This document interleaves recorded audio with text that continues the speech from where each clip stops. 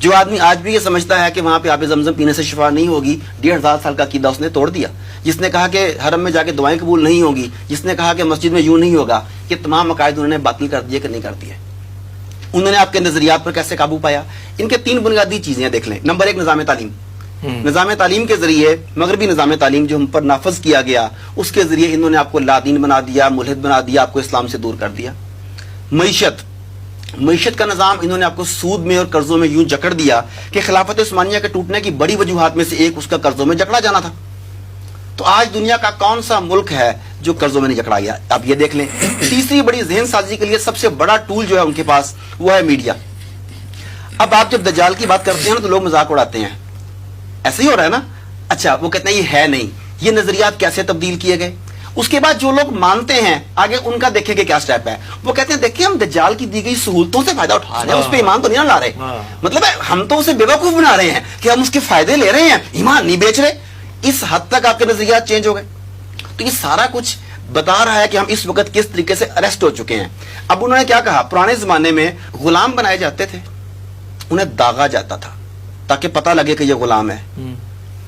عورتوں کو اٹھا کے لایا جاتا تھا نکاح کے بغیر، تو ناک میں نتھ ڈالی جاتی تھی کہ یہ نتھ ڈالی، اس کی رسم ہوتی تھی یہ ساری کی ساری. اس وقت دور جدید کا سمبولک سلیوری کا جو سمبل ہے وہ ہے ماسک. مجھے کوئی ڈاکٹر کوئی تحقیق بتا دیں کہ یہ ماسک کرونا وائرسز جو بتاتے ہیں اس کے مطابق روکنے کے لیے یہ ایلیجیبل ہے کہ نہیں، کیپیبل ہے کہ نہیں اس کا. یہ سب کہتے ہیں کہ یہ نہیں روک سکتا، نہ دوسروں تک پہنچانے سے روک سکتا ہے نہ وہ کر سکتا ہے. مگر اس پلینڈیمک کے نتیجے میں انہوں نے کہا کہ سب سے پہلے آپ کو ذہنی طور پر کہ تسلیم کرنا ہے کہ آقا کی بات صحیح ہے یا غلط ہے، آپ نے ماننی ہے. آپ نے مان لی.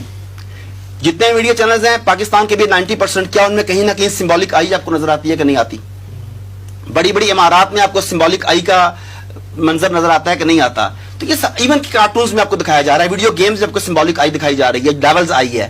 تو یہ سب آپ کو ذہنی طور پر تیار کر رہے ہیں کہ کسی بھی وقت ایک آدمی آئے گا اور وہ یہ نہیں کہے گا کہ میں دجال ہوں، وہ خود کو مسیحا کہہ کے پیش کرے گا. اس کی ایک ایگزامپل بل گیٹس کو لے لیں.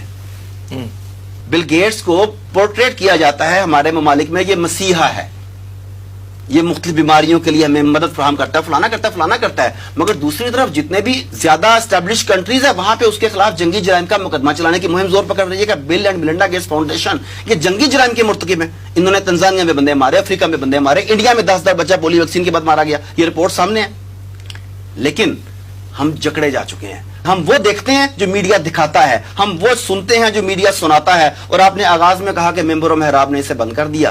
تو جب ہمارے پاس ایک ہی چیز رہے گی سننے کی، تو ایڈورٹائزمنٹ کا آرٹ ہے کہ جھوٹ اتنے تواتر سے بولو کہ وہ سچ لگنے لگے. یہ ہوا ہے.